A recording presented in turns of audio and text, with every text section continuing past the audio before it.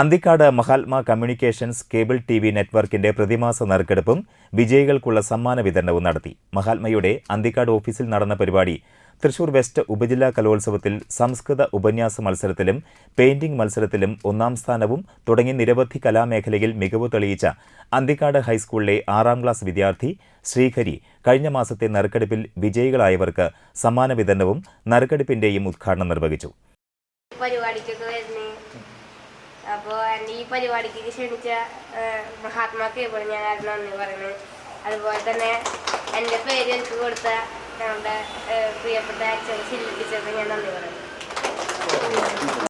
Sajeevan Anthikad, Sajeevan താനാപ്പാടം, Sindhu M, Kannan Kochath, ഷിലീഷ് കൊട്ടാരത്തിൽ എന്നിവർ സംസാരിച്ചു. കോക്കാമുക്ക് സ്വദേശി സുധാകരൻ പുന്നപ്പിള്ളി, മേനോൻ ഷെഡ് സ്വദേശി പാറൻകുട്ടി പള്ളത്ത്, അന്തിക്കാട് സ്വദേശികളായ ചേർത്തടത്ത് ഉണ്ണികൃഷ്ണൻ, കൈലാസൻ വെളിച്ചപ്പാട്ട് എന്നിവരാണ് നവംബർ മാസത്തെ നറുക്കെടുപ്പിലെ വിജയികൾ. പങ്കെടുത്ത എല്ലാ പരിപാടിയിലും സമ്മാനം ജില്ലയിൽ ഫസ്റ്റ് സെക്കൻഡ് കിട്ടുന്ന കുട്ടിയാണ്. പിന്നെ ഇപ്പോൾ അവിടെ ക്ഷണിച്ചിട്ടുണ്ടായിരുന്നില്ല, അതൊക്കെ കുറച്ച് വൈകിയത്.